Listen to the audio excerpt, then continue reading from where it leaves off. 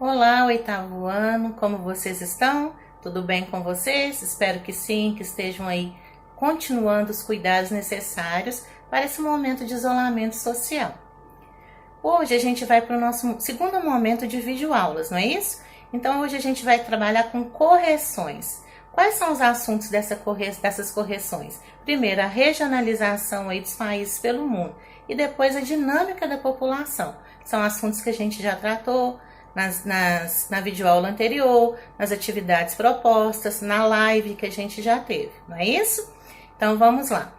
Qual que vai ser a dinâmica aqui da nossa correção? A gente começa corrigindo a atividade avaliativa em folha que foi passada para vocês lá na primeira semana do isolamento social. E na sequência a gente começa a correção das atividades do livro, ok? Vamos então começar a atividade avaliativa.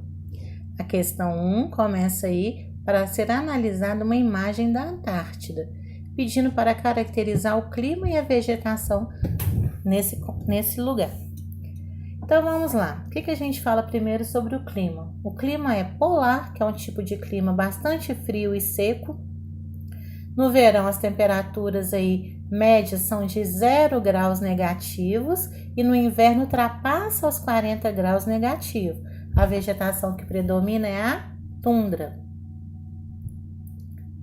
Sobre a população, que a gente pode afirmar é o quê? Que nesse continente existem várias bases de pesquisas científicas de alguns países do mundo. Inclusive, o Brasil tem sua base científica lá nesse lugar. Então, a alternativa correta é a letra D.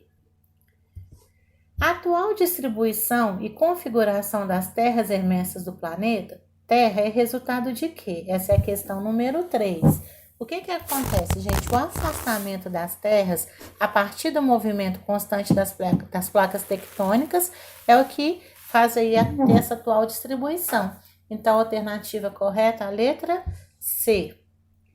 A questão número 4, em 1959 foi assinado o Tratado da Antártida. Pede para explicar aí 3 determinações que continham esse tratado.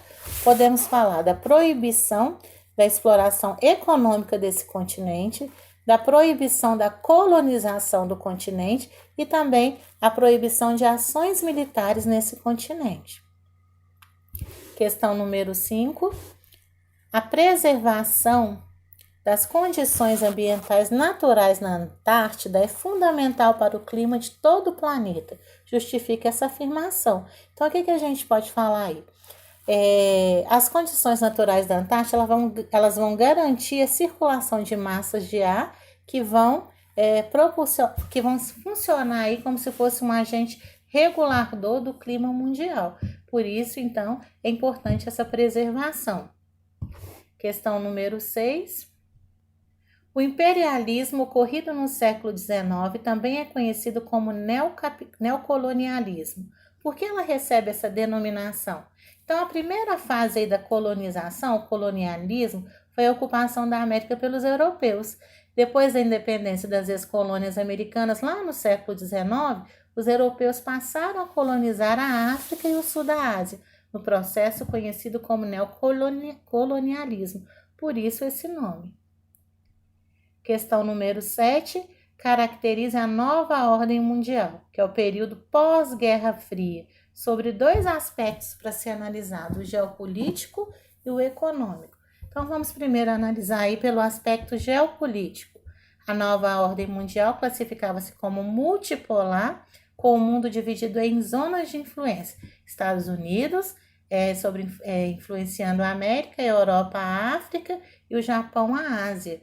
Inclusive, é o tema do trabalho que a gente está realizando, não é isso? Outro aspecto aí, o econômico. Economicamente, o mundo caracterizava-se pela expansão do capitalismo com maior integração entre os países aí, formando os blocos econômicos. Questão número 8. A Segunda Guerra Mundial foi devastadora, especialmente para o continente europeu. Tanto os vencedores como derrotados saíram da guerra gravemente debilitados. Quais os países se despontaram mais fortalecidos após a Segunda Guerra? Então, a gente tinha Estados Unidos e União Soviética. Letra B. explique como o fortalecimento desses países iniciou uma nova etapa na geopolítica mundial. Então, o que a gente pode analisar sobre essa questão aí? Esses fortalecimentos dividiram o mundo em dois grandes blocos antagônicos. De um lado, a gente tinha países capitalistas sob a influência dos Estados Unidos e do outro lado, os países socialistas sob a influência da União Soviética. Número 9, durante a Guerra Fria, ficou muito conhecida a regionalização do mundo em primeiro, segundo e terceiro mundo. Caracteriza cada uma dessas regiões. Então, no primeiro mundo, o que nós tínhamos, oitavo ano? Os países capitalistas desenvolvidos, muito industrializados e com alto padrão de vida. No segundo mundo, os países socialistas. No terceiro mundo, os países capitalistas, subdesenvolvidos, pouco industrializados e com baixa qualidade de vida. Então, esse cenário aí do primeiro, do segundo e do terceiro mundo. A questão número 10 tem um mapa, um planisfério mundial aí do mundo desigual e pede para explicar na letra A regionalização entre norte e sul. Então, é uma regionalização onde divide os países do norte como países ricos e desenvolvidos e os países do sul como pobres e subdesenvolvidos. Na letra B, o nome regionalização norte e sul remete unicamente à localização dos países do hemisfério norte e sul?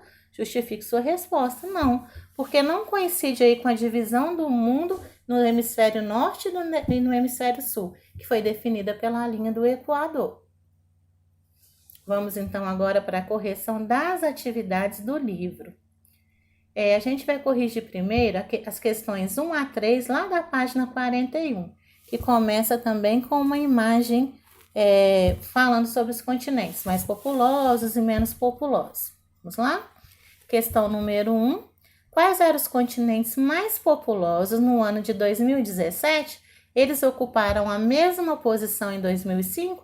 Então, a gente tinha aí dois continentes mais populosos, a Ásia e a África. Esses continentes continuaram ocupando a mesma posição em 2050. E a população da África dobrará nesse período. Número 2. Qual a situação da população no continente europeu? A população diminuirá. Ela era de 742 milhões de pessoas em 2017, sendo que a projeção para o ano de 2050 é de 716 milhões. Ou seja, já falamos sobre isso. Na Europa, a taxa de natalidade tende a diminuir e a qualidade de vida sempre mais elevada. Número 3, que posição o Brasil ocupava em 2017? Que posição ocupará em 2050? No ano de 2017, o Brasil era o 5º país mais populoso do mundo, de acordo com as projeções, e em 2050 ele será o 7º mais populoso. Mudando aí a página do livro, vamos para a página 44, onde foi pedido para vocês fazerem a questão número 1. Anote em seu caderno o nome da região ou continente que apresenta maior percentual de letra A, idosos. Qual que é, gente? Com mais de 60 anos, o continente europeu, a Europa. Adultos entre 25 e 59 anos, também a Europa. E as crianças e adolescentes de 0 a 14 anos e os jovens de 15 a 24 anos, continente África. Corrigido? Isso aí, 8º ano. Então, a corrigir dessas atividades, se ainda tiver ficado alguma dúvida, entre em contato comigo pelo e-mail que você já tem para a gente poder esclarecer. A gente se vê novamente, se Deus quiser, na nossa próxima videoaula e continuaremos a correção. Beijinhos, fiquem com Deus.